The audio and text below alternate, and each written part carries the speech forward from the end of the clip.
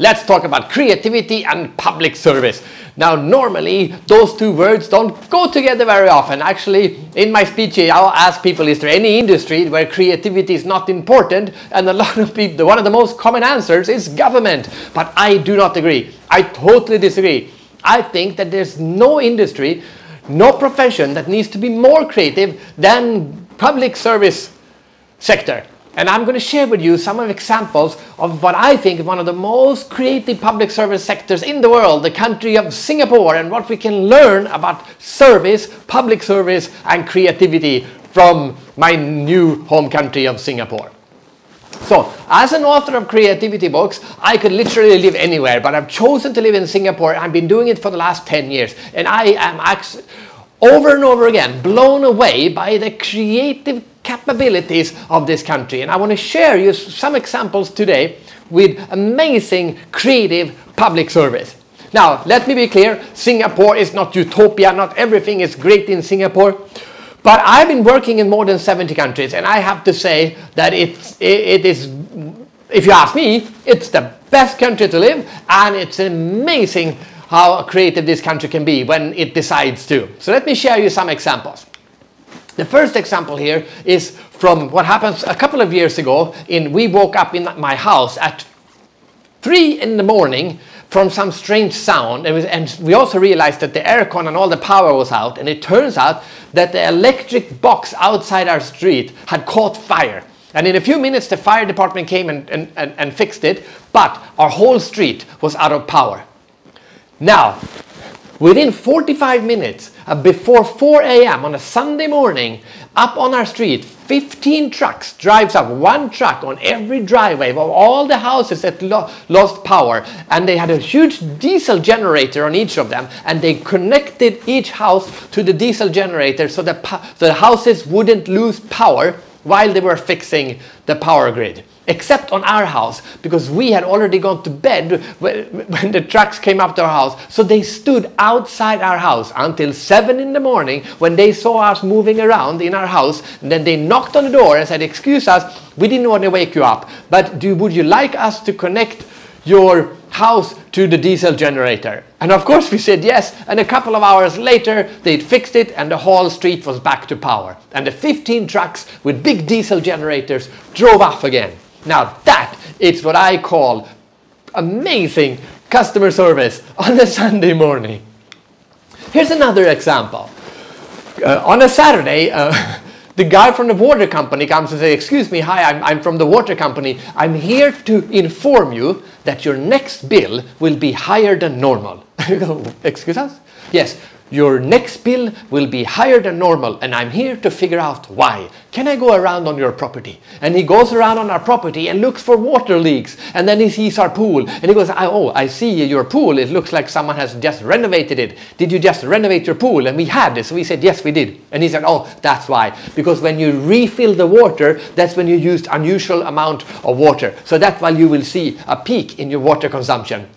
Now, have a good day." And then he left. And me and my wife were just looking at each other and said, "Wow, this is amazing. This guy comes to us to inform us that the next bill will be higher than normal."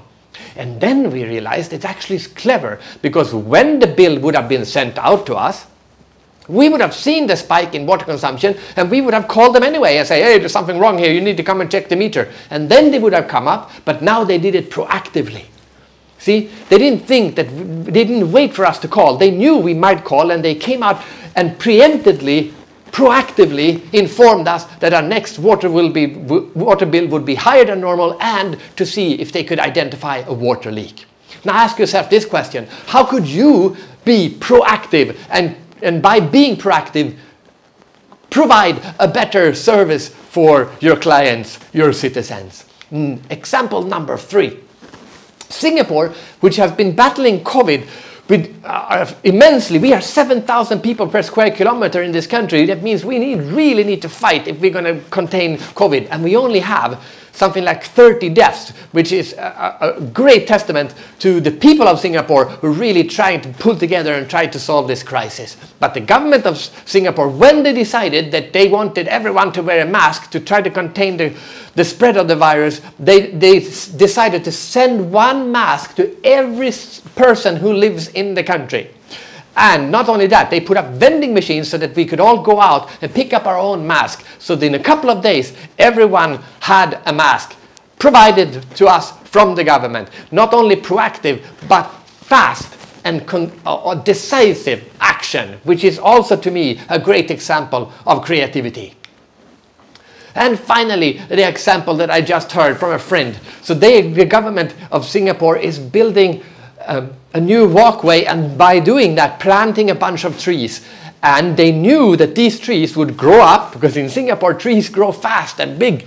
They decided that they realized that these trees would be covering the houses of people living nearby. So the government came home to these people with a catalog and saying, I'm sorry, but we are going to plant some trees in front of your house, and we thought maybe you would have some opinion on which tree you would like to have in front of your house. So they gave a catalog and they could choose which tree would grow up in front of their house. To me, a great example of customer service by being not only proactive, but being inclusive and offering options so that the people who are living there actually get the trees that they want instead of some tree that someone else somewhere in government decides that they're going to build. Which means every neighbor picked the tree they wanted in front of their house.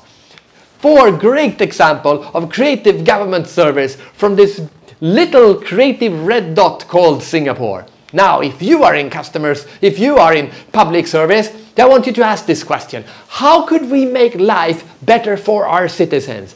That is the purpose of public service, and creative public service is thinking about all the different things that we can do, and then look at the budget and the resources and the ideas that we have, and could come up with that many ways of trying to solve this whatever thing we are trying to solve for our citizens. This is what public service is about, to create a better life for the citizens by being creative and coming up with new solutions. That is the lesson today from Fredrik Herren, the Creativity Explorer, talking about creative public service with lessons from my country where I have chosen to live, the country of Singapore. Now go out there and discover your full creative potential as a person, as a company, or why not, as a country.